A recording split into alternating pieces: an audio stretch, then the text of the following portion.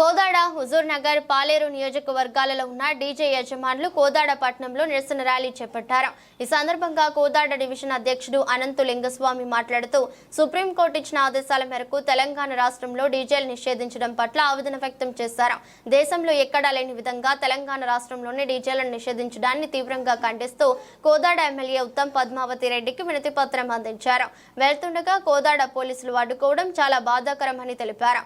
డీజేలు నిషేధాన్ని వెంటనే ఎత్తివేయాలని, తమ పొట్టకూటి కోసం పక్కన ఉన్న ఆంధ్రప్రదేశ్ రాష్ట్రానికి వెళ్లి డీజేలను పెట్టుకోవాల్సిన పరిస్థితి నెలకొందని, తెలంగాణ రాష్ట్ర సాధనలో తమ డీజే పాటలతో తెలంగాణ రాష్ట్ర ప్రజలను చైతన్యపరిచామని సందర్భంగా గుర్తు చేశారు. ఇకనైనా తెలంగాణ రాష్ట్ర ప్రభుత్వం తమను గుర్తించి డీజేల నిషేధం వెంటనే ఎత్తివేయాలని సందర్భంగా కోరారు.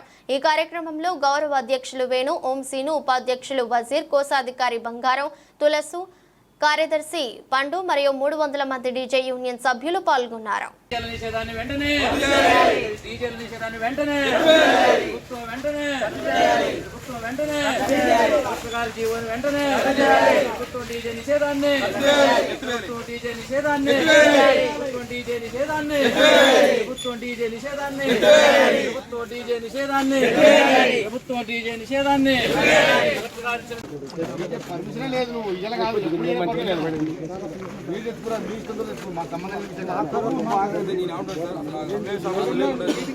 జిఎస్టీ కూడా కట్టి జిఎస్టీ కూడా చెప్తున్నాం సార్, మా బాగా చెప్తున్నాం.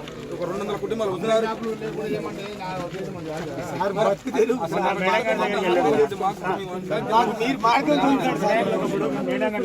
పర్మిషన్ కోసం వెళ్తే ఏమన్నా మేడం గారు మేము అమ్మవారి ఊరేగి పర్మిషన్ ఇస్తామని ఉపాధి కోల్పోతున్న చెప్పుకోండి, ఎవరు చెప్తే చెప్పుకోండి. నాకు అవసరం లేదు.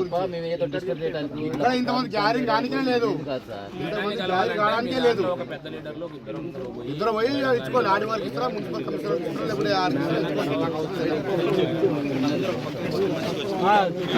ఏముంది, ప్రతి ఒక్కరు ధర్నా చేసుకోవచ్చు, ప్రతి ఒక్కరు ర్యాలీ తీసుకోవచ్చు. ఎందుకు పోలీసు వారు తరిమి కొడుతున్నారు? డీజే వానర్ అంటే ప్రతి కానిస్టేబుల్ పెళ్లికి డీజే పెట్టుకుంటు, సిఐ గారు సిఐ పెళ్లికి డీజే పెట్టుకుంటుండు. మరి వాళ్ళకు ఒక న్యాయం, సామాన్యుడికి ఒక న్యాయం అని డీజే వానర్లే కాదు యావత్ తెలంగాణ ప్రజలు ప్రశ్నించడం జరుగుతుంది. ఇలాంటి పరిస్థితుల్లో పక్కన మనతో విడిపోయినటువంటి మన అన్నదమ్ములైనటువంటి ఆంధ్ర రాష్ట్రానికి వెళ్లి వలస పోవాల్సి వస్తుంది. మనం వలసలు పోవడానికి తెలంగాణ రాష్ట్రాన్ని సాధించుకుంది. ప్రశ్న సమాధానం ఖచ్చితంగా వామపక్షాలు చెప్పాలి, అధికార పక్షం చెప్పాల్సిన అవసరం ఖచ్చితంగా ఉంది. ఈ రోజు ర్యాలీకి కూడా పర్మిషన్ ఇవ్వకుండా మేము గ్యాదర్ అయితే మేమందరం ఒక కాడికి మా బాధలు చెప్పుకుందాం, అమ్మవారికి అయ్యవారికి అని చెప్పి మా బాధలు మేము పడుతుంటే గవర్నమెంట్కి మా సాధక బాధలు చెప్పుకుందాం అంటే వాళ్ళు పర్మిషన్ ఇవ్వకుండా మమ్మల్ని తరిమి కొడుతున్నారు. ఇదేనా ప్రత్యేక తెలంగాణ వాదనలో మనం ఆశించింది?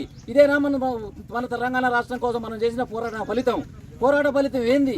రేవంత్ రెడ్డి గారు ఎక్కిన తర్వాత తెలంగాణ పోరాట యోధులందరికీ నేను అయ్యిత్తా అని చెప్పిండు. ఏమిత్తుండు? మా జాగాలు మేము బతుకుతున్నాం. మీ గవర్నమెంట్ని ఉద్యోగం అడగలేదు, ఉపాధి అడగలేదు, లోను అడగలేదు. లోన్లు తీసుకున్నాడు ఫైనాన్సర్ల దగ్గర మేము అప్పులు చేసి భార్య బిడ్డల్ని గవర్నమెంట్ బళ్ళో తోలుకొని మేము 10 మందికి సర్వీస్ చేస్తున్నాం. ప్రతి ఎమ్మెల్యే కూడా, ప్రతి మంత్రి కూడా, ఏ రాష్ట్రమైనా కావచ్చు, ఏ వ్యవస్థ అయినా కావచ్చు, భారతదేశంలో ఉన్నటువంటి ప్రతి రాష్ట్రంలో డీజేలు మోగుతున్నాయి. ఒక్క ప్రత్యేక తెలంగాణ వచ్చిన తర్వాత తెలంగాణ రాష్ట్రంలో ఎందుకు మోగట్లేదని డీజే వార్తలు ఈరోజు ప్రశ్నిస్తారు. నడుస్తుంది ఇంతమంది యువత 10 సంవత్సరాల ఉద్యమం పేరుతో, 10 సంవత్సరాలు పరిపాలన పేరుతో ఏ నోటిఫికేషన్ లేకుండా జనాన్ని రోడ్లు పాలు పట్టించిన కేసీఆర్ పోయిన తర్వాత ఏదో కొత్త ఆశలు చిగిరిస్తే ఈ రోజు కాంగ్రెస్ ప్రభుత్వం కూడా అదే పద్ధతిని అవలంబిస్తుంది. కాబట్టి యువతకు ఉపాధి లేదు. ఈ ఉపాధి లేకపోయినా స్వయం ఉపాధి మేము చేసుకుంటున్నప్పుడు ఎందుకు వీటి మీద కొత్త నిషేధాలు తీసుకొస్తారు?